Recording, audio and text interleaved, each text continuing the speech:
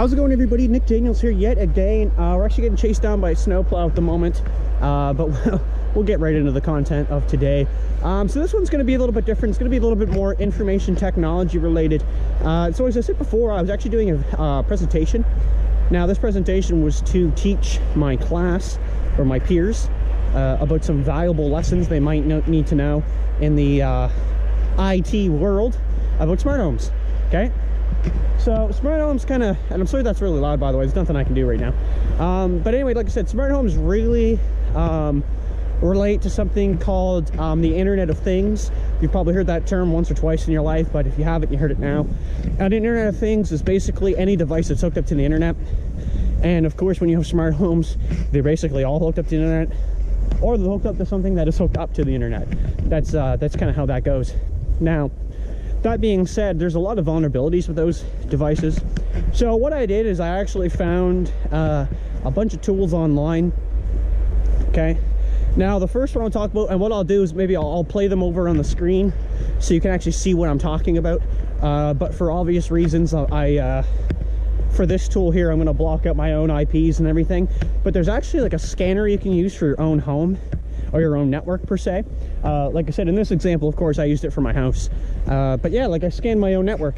So what I did is I downloaded this tool, I ran it on my own network, and what it shows is, you're probably seeing now, if I remember to edit this correctly, there's a ton of devices on there. So there'll be like our wireless router, you know, somebody, you know, some person's phones on there, that kind of thing.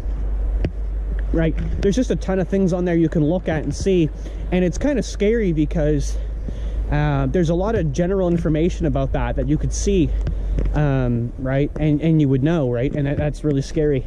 But like, even one of the things there, which was really nice, because it actually says in the video clip that the router we're using just has the default credentials left on it, and that's something you really got to look for, right, and people don't.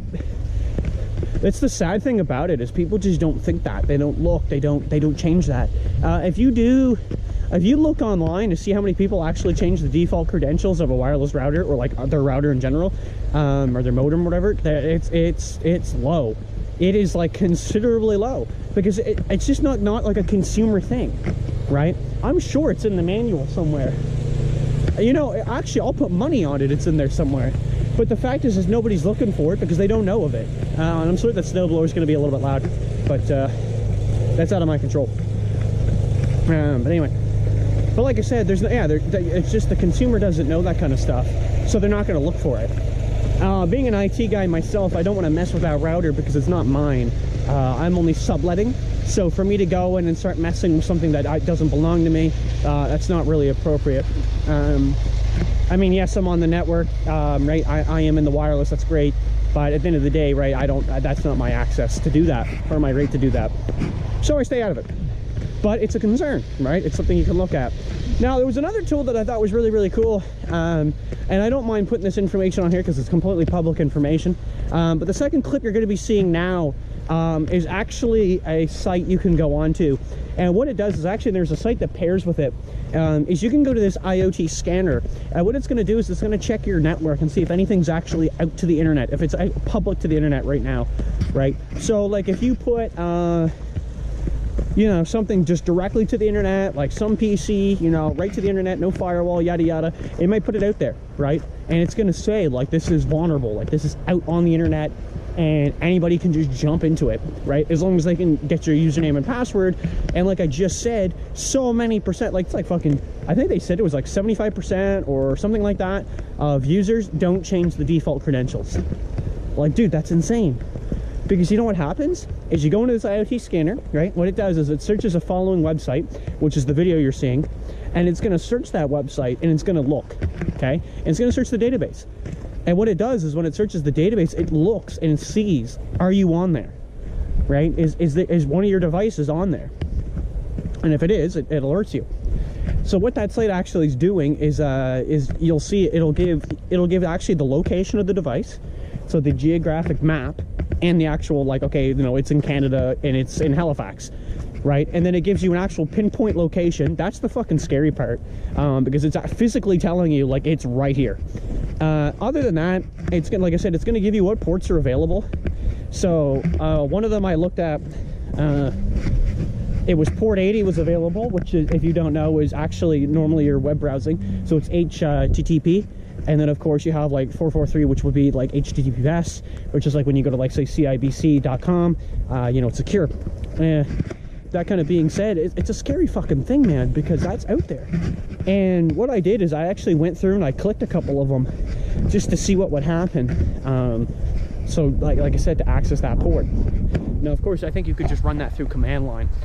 But yeah, like I said, I clicked a couple buttons, I went through, but no, like I was saying, the scary thing about that information is when I actually clicked over to go to it, so whatever device I clicked to, you'll see in the video, or probably already played.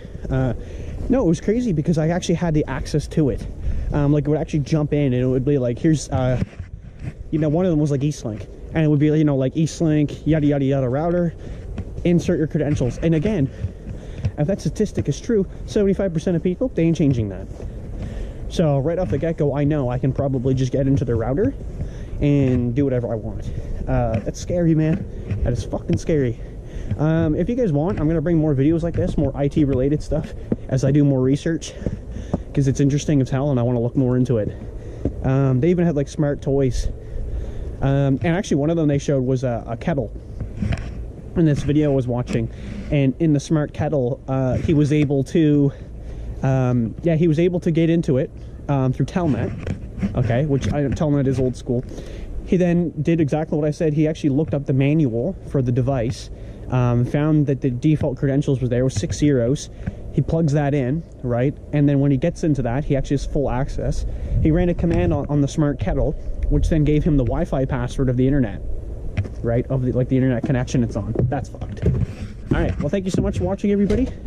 Let me know what you thought of the video. Yeah, I'm sorry I don't just like sit down and like, you know, sit at my desk and here's like IT security. I prefer it this way. And we'll see you in the next one. Peace.